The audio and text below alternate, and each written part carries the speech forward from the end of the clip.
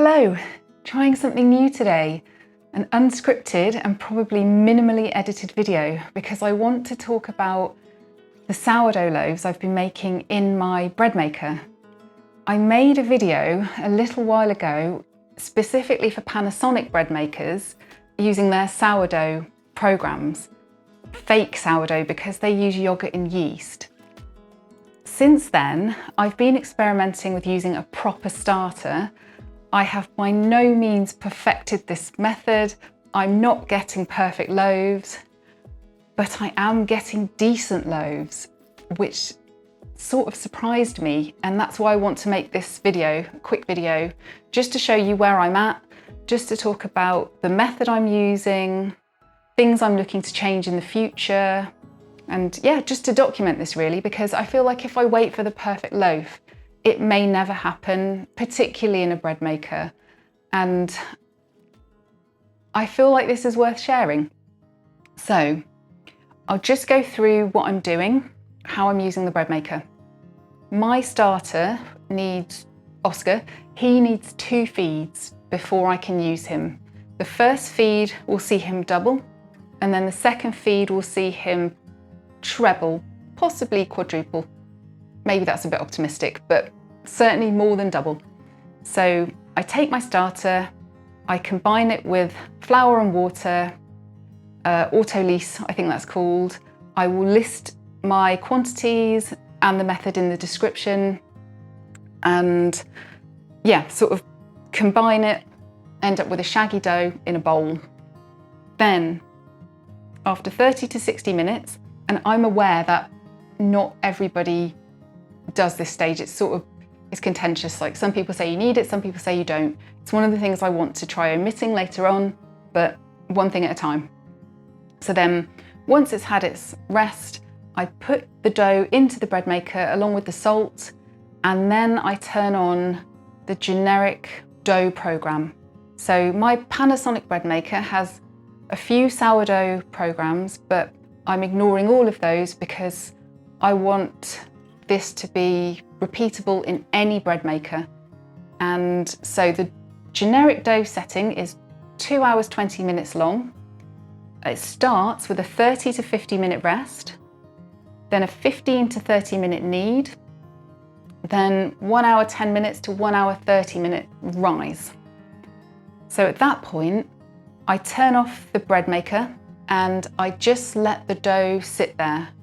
Now, something I did read is that it's not always advisable to let sourdough sit in a bread pan because they're non-stick, and supposedly that can erode the coating. I'll be honest, I think it's fine. This bread maker was designed to make a fake sourdough loaf, and you can use the 9-hour timer with it. So I feel, excuse me, just poked my mic. I feel as if it's probably okay. I'll keep an eye on it though. If it looks like it's degrading, I'll replace it. It's very old now anyway. But yeah, so I leave it there for, used to be 3 hours and now 5, and I'll talk about that in a bit. Then at that point, I take the dough out, I shape it as best I can. I'm not brilliant at shaping. I do the best I can. Pop it into a banneton, pop it into the fridge overnight, and then the next morning I bake it in a Dutch oven. And the Dutch oven is new to me and very exciting. And I think I will make a separate video on that because I did a lot of research and I've got a lot to say on Dutch ovens. And I was previously using this stainless steel pan because that's the closest thing I had, and it didn't work especially well. I think it was better than just putting the bread into the oven as is, but certainly stainless steel does not retain heat like cast iron, like my Dutch oven. I'll just grab it. Oh, it's heavy. I ended up going for Lodge. I thought I was going to go down the Le Creuset road, but no, in the end, Lodge. So, right, then, yeah, bake it in the Dutch oven, wait for it to cool, slice into it. I had a sort of failure this weekend, which is what's led to this video. And I do think I've come to learn that the failures are quite useful, certainly as data points. And so what happened was, I thought that my starter was strong enough. I only gave it one feed, and then I proceeded as I just described. But when I came to shape the dough, excuse me, it didn't look right. It hadn't risen like it usually does, and I could see the shape of the bread paddle through it, which is unusual. I don't usually see that. So I thought, okay, I need to go out. I'll leave it a couple more hours, maybe time will help it. When I came back to it, it was looking a bit better. I shaped it and then put it in the fridge. Then the next day when I turned it out, it was a pancake loaf. And I thought, oh, that's a shame. Oh well, maybe, I'm sure it will still be edible. Pancake loaves do still taste good. They just don't have that lovely shape. And previous week, I had achieved quite a nice shape for the first time ever. And so I baked it, we let it cool, we cut into it, and I was quite surprised. The crumb was the most open crumb I've ever achieved with the bread maker. And I just thought, oh, if I could combine last week's bread with that shape with this week's crumb, that would be a really good loaf. And that is what I'm trying right now in my bread maker. So whatever happens tomorrow, however it turns out, I will film it and I will post this because, like I said, failures are useful too. I would like to attempt to leave out the auto-lease stage because the whole point of this is I don't know if I'm speeding up the process of making sourdough necessarily, but it is way more hands-off. I am not coil folding every 30 minutes. This is fitting into my life so much more easily. I stopped baking sourdough for years because it just was, it was so time consuming. So I will look to refine the method even more. So that's something I'd like to try. I would like to attempt to match the starter hydration with my dough hydration, so 70%, but at the moment I'm just doing 1:1:1 feedings. I don't want to change too much as I experiment, because if I change two things and get a great loaf of bread, I won't know which was responsible for that. So shaping and scoring, I definitely need to improve, and I'm going to talk about some resources and videos in a sec. Different oven temperatures.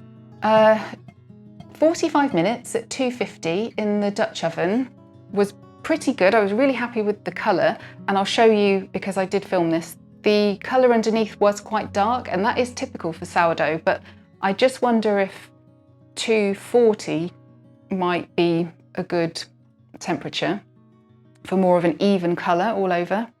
So just a few videos that helped me along my way. Heart's Content Farmhouse. That's a lovely video. This woman is just talking about how, basically using her method, how she makes sourdough in her bread maker, but her dough has a 50% hydration, roughly. I'm using 70 because I am looking for that slightly more open crumb. There's a video on shaping, which is like 25-minute long video. This woman works in a bakery, I think. Definitely, she's not at home making all these loaves, and she's just talking to the camera and shaping her dough and explaining how each dough is a little bit different and what she does differently for each one and her method. And it was just a lovely thing to watch, and it made me less frightened of my dough, because sometimes when I turn it out, I'm like, oh, I know I'm not great at shaping. What do I do here? And I'm just, oh God, if you look at the Panasonic video that I made, I just look so terrified of the dough, because I am. And she made me less frightened, so I'll link to that. Oh, the bread code. He's got a sourdough framework. It's on GitHub. His videos are just so useful, and he's the one who's given me ideas to try with the temperature, the hydration, etc. And finally, Reddit, sourdough subreddit and Reddit. They are brilliant resources for baking. Now, with the sourdough subreddit, excuse me, the sourdough subreddit, you will have to put up with people posting the most beautiful loaves you've ever seen. Really open crumb, really gorgeous shape. And they're asking, what's wrong with my loaf?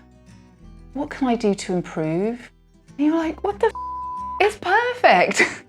There's a lot of that, but it is a great resource and I've learnt a lot from there. Anyway, so I'm going to wrap this up now because this is not supposed to be a long video, but I will film tomorrow's loaf however it turns out, and as I experiment and change things up and hopefully improve, I'll keep documenting, and hopefully one day it's my aim to have a video, a short, concise video with all the steps and a really, really good loaf. I'll let you know how I get on. Thanks so much for watching. See you in the next video. This is how it's turned out. Because I knew I wanted to film this loaf, I thought I must do a good job with the shaping. I then proceeded to do the worst shaping of my life. So all things considered, it's not terrible. It is a bit of a pancake loaf, but it's not as bad as Friday's. And my starter definitely felt stronger after 2 feeds. Let's cut into it. It's not the world's most open crumb, but considering that I just combined ingredients and put them in a bread maker, I'm quite happy with that. There's definitely room for improvement with my shaping and my scoring, but this does feel like a good start, like I'm on my way.